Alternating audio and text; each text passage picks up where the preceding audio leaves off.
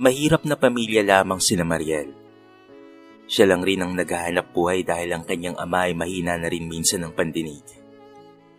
Ang nanay naman niya ay sumasideline lamang sa paglalabada. At ang kuya naman niya, bukod sa basagulero at batugan, ay may asawa na rin ito, at iyon ay si Joanne. Nagtataka na nga itong si Mariel sa hipag niya dahil natitiis nito ang katamaran ng kanyang kapatid. Sa kanilang lahat, ay tanging siya lamang ang naghahanap buhay.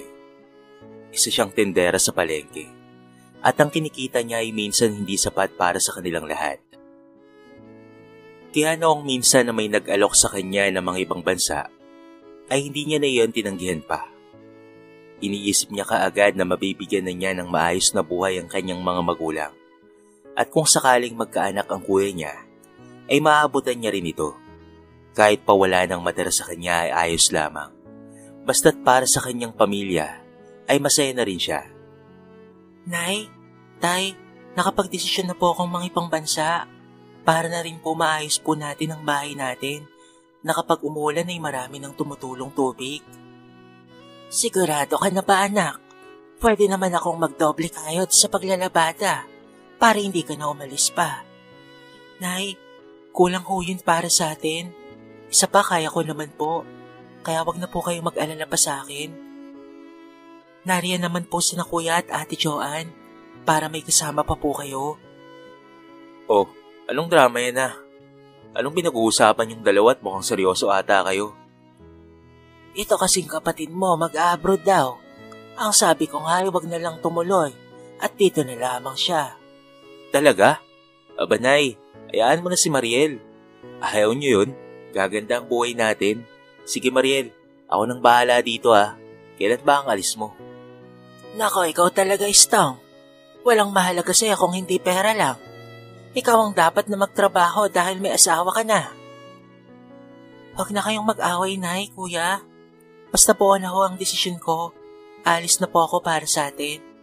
Marami akong plano para sa atin.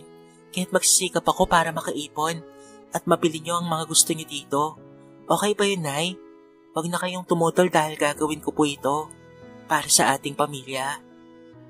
Hindi na nakasagot pa ang nanay niya.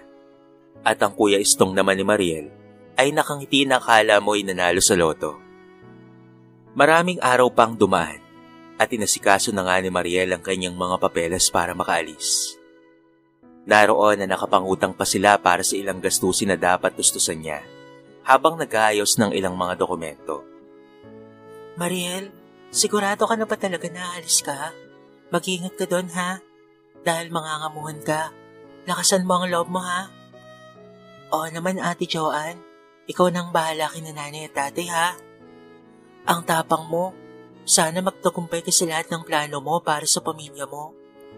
Ano ka ba, Ate Joanne? Kasama ka na doon sa pamilya na tinutukoy mo. Ang bait mo talagang kapatid. Huwag kang mag-alala. Ako na ang bahala kina nanay at tatay. Basta't mag-ingat ka ron, ha? Ngumiti si Mariel sa Ate Joanne niya. Inaayos na kasi nito ang mga gamit niya dahil naaprobahan na ang alis niya at 2 araw mula ngayon ay aalis na siya para manilbihan sa ibang lahi.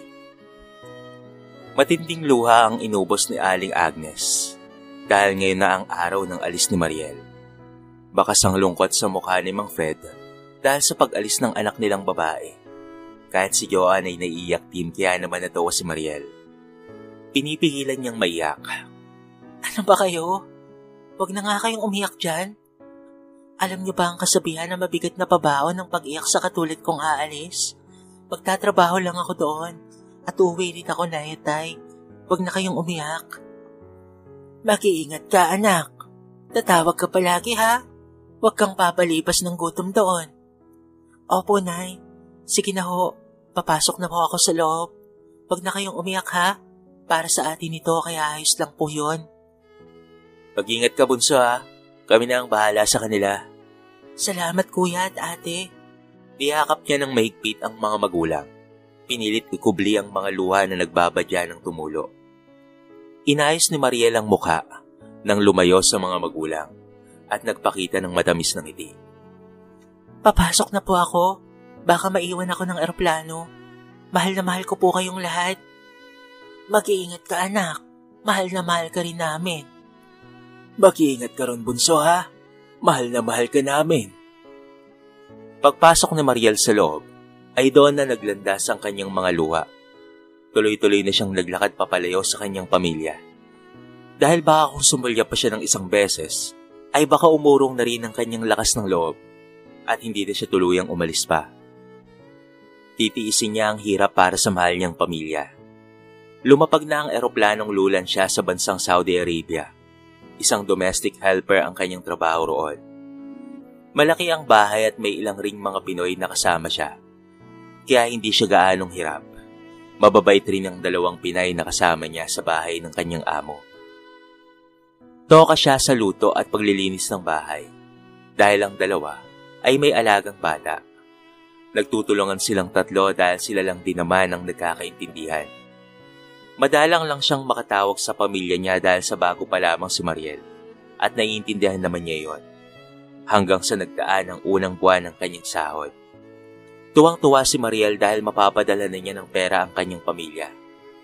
25,000 ang sahod niya at nakuha niya iyon ng buo dahil mabait ang natagpuan niyang amo. Nakabili na rin siya ng bagong cellphone kaya una niyang tinawagan ay ang kanyang ina. Masayang-masaya si Mariel dahil muli niyang nasilayan ang mukha ng kanyang ina. Tuwang-tuwa rin naman si Aling Agnes. Anak, mabuti't napatawag ka. Kamusta ka na dyan? Tatanggap na namin ang ipinadala mong pera. Binayaran na rin namin ang hiram na pera na ginamit mo sa pag-aayos ng mga papeles mo. Mabuti naman po, Nay. Kamusta po kayo dyan? Ako po ay mabuti rin po dito.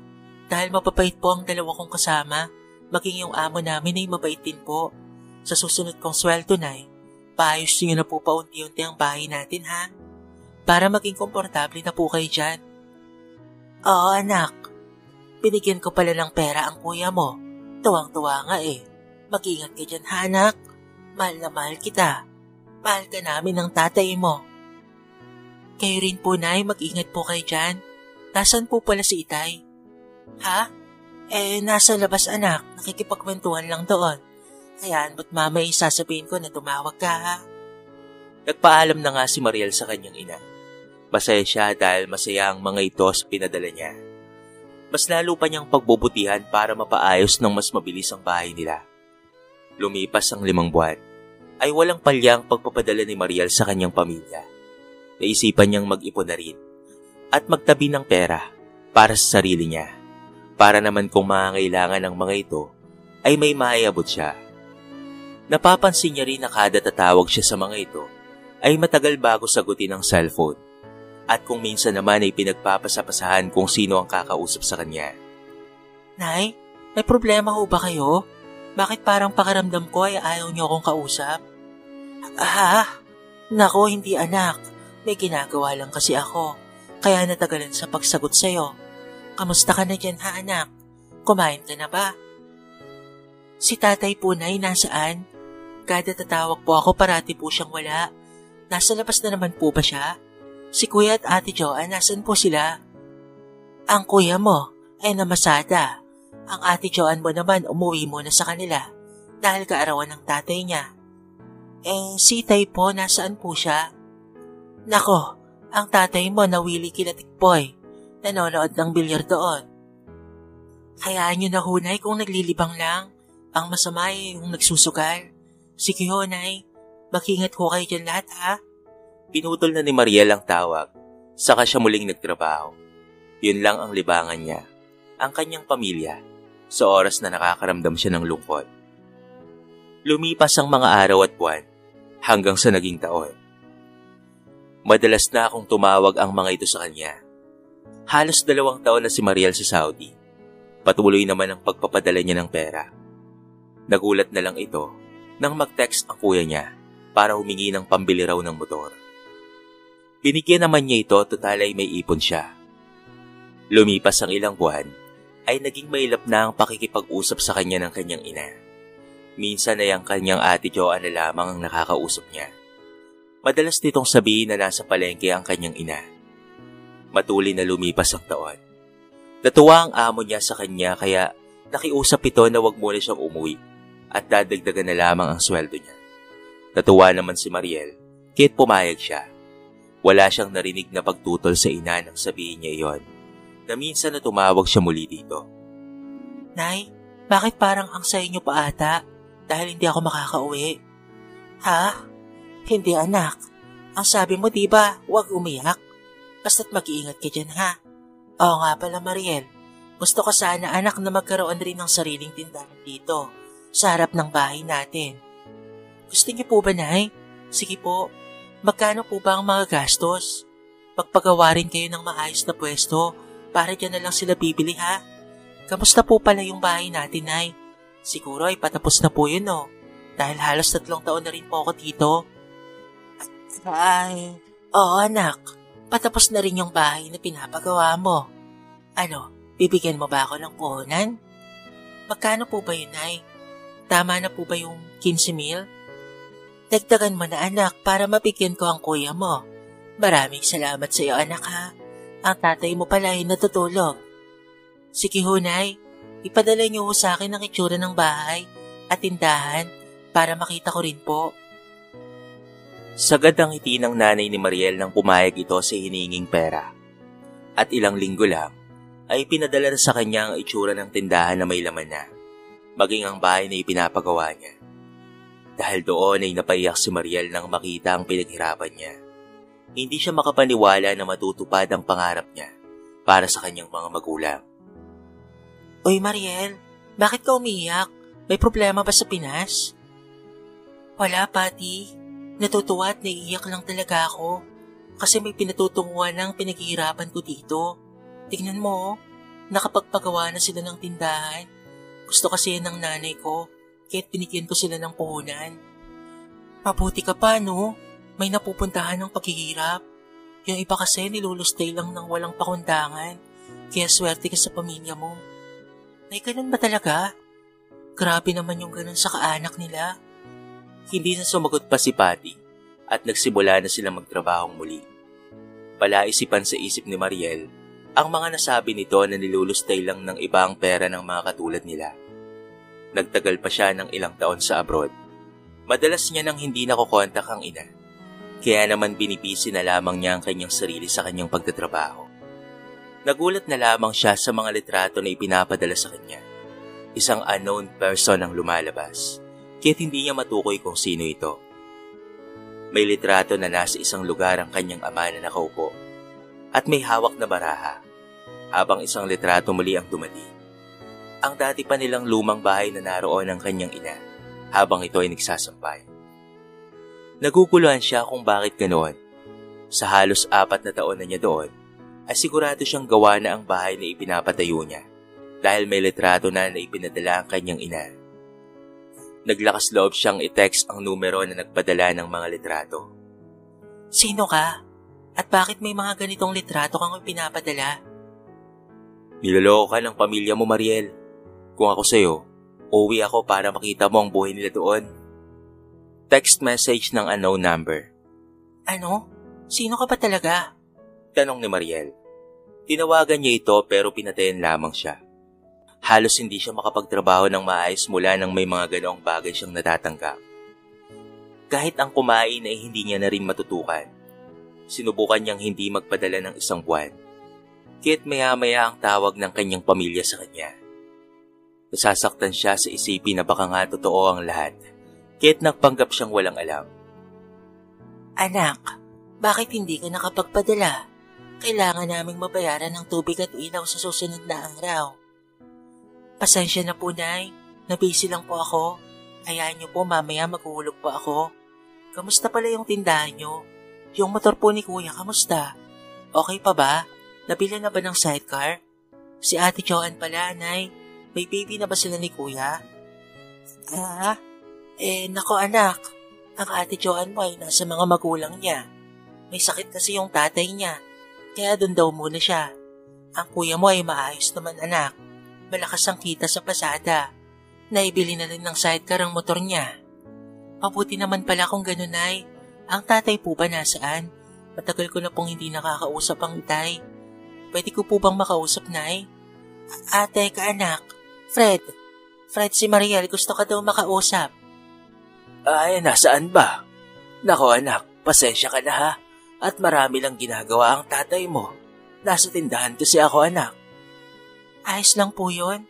Bakit parang ang laki ng ibinagsak ng katawan nyo? Hindi pa kayo kumakain ni Tay? Kumakain naman ako anak. Medyo nahilig sa kape. Ikaw man ay kakain dyan ha. Alagaan mo rin ang sarili mo. Tumango na lamang si Mariel at nagpaalam na dito. May pagdududa siya sa mga sinasabi ng mga ito. Kaya naman nanahimik na lamang muna siya at inayaan muna ang mga ito. Muli, isang litrato ang dumating.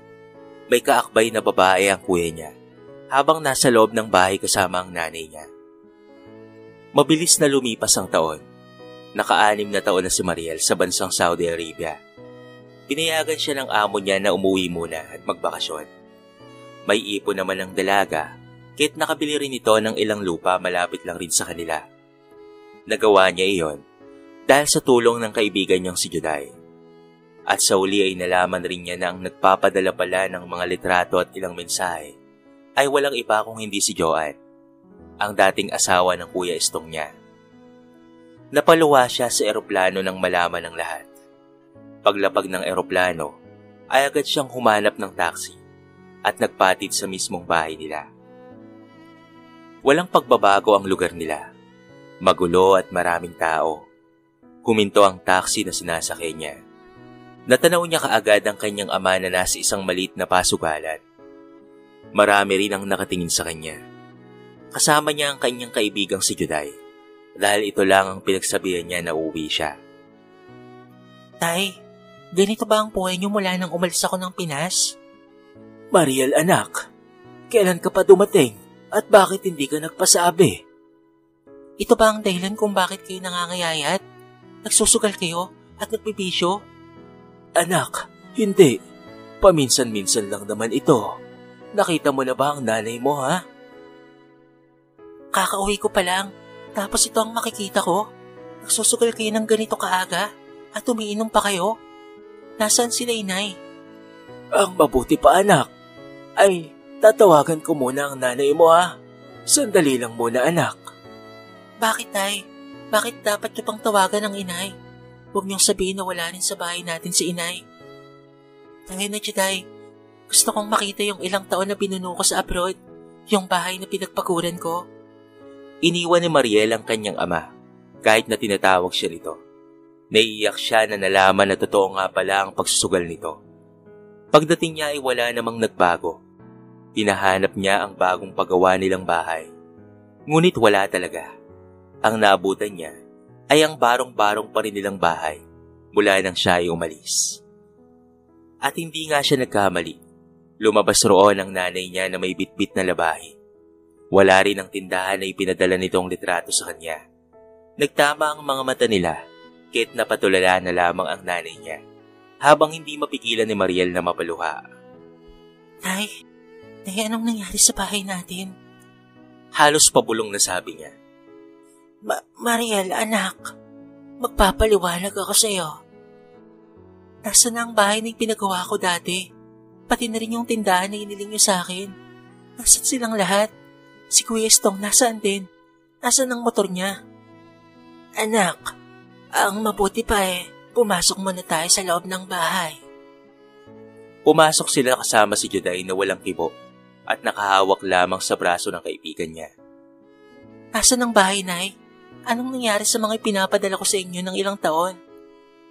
Anak, kasi masyadong nalulong sa sugal ang tatay mo. Hindi namin napigilan dahil nan lamang kami nakahawak ng ganong klaseng pera. Kaya naubos ng ganon-ganon lamang. Pero anak, hindi ka naman namin niloko. Sasabihin na rin naman namin sa iyo yun. Kailan, Nay? Kailan nyo balak na sabihin sa akin yung mga litrato na ipinapadala nyo? Saan nyo nakuha ang mga yon? Magsalita kayo. Hoy Mariel, huwag mo ang sisigawan si inay ha? Anong pinapalabas mo ha? Na nakakapagbigay ka na kaya may karapatan ka na sigawan kami ha? Kung dahil lang yan sa pera, kaya ka nagkakaganyan, babayaran namin sa iyo yun. Isa ka pa kuya, ang kapal na mukha mo. Talaga ba? Dahil lang sa pera? Pera lang kuya? Yung nilastay nyo na sinasabi mong pera lang ay pinagpaguran ko ng mahabang panahon. Dugo at pawis, kuya. Alam niyo ba ang lahat ng yon, ha? Mariel, anak. Mahal ko kayong lahat. Pero bakit niyo ako niloko? Hindi niyo man lang inisip kung kumakain ba ako ng maayos, kung natutulog ba ako ng tama sa oras. Hindi niyo yun alam. Bakit? Wala namang pumilit sa'yo na umalis ha. Ikaw ang may gusto nun. Kaya huwag mong isumbat sa amin yan. Nagkusa ako. Dahil ang gusto ko ay kuminhawa tayong lahat.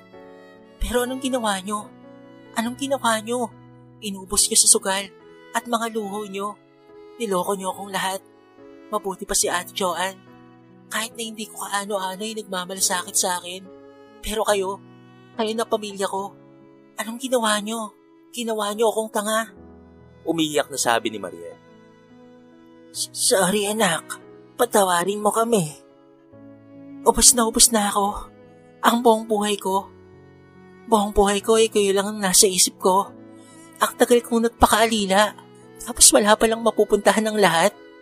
Umalis si Mariel ng bahay nila na puno ng bigat ang dibdib at hilam sa luha ang mga mata. Nasalubong rin niya ang kanyang ama pero tuloy-tuloy lang siyang nilampasan ito. Kahit nang habulin siya ng kanyang ina ay hindi niya na rin ito nagawang lingunin pa. Masamang masama ang loob nito sa pamilya niya. Kaya doon muna siya tumuloy sa bahay ng kaibigan niyang si Juday. Bes, anong plano mo ngayon? Babalik ka pa ba sa Saudi? Paano yung lupa na nabili mo? Hindi ko alam kung paanong babangon, Juday. Wala na ang lahat. Inubos lang nila ng ganun-ganun lang.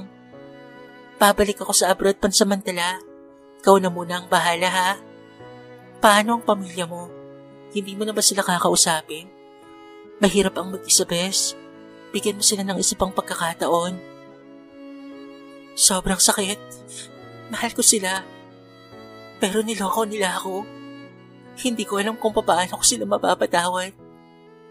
Baka hindi pa muna ngayon. Bumalik na nga si Mariel sa ibang bansa, makalipas ang 1 linggo. Hindi tumigil ang pamilya niya hanggat hindi niya ito napatawad. Pinatawad niya pero hindi na katulad ng dati. Nangangamusta pero malimit na lamang dahil masakit pa rin para sa kanya ang ginawa ng mga ito.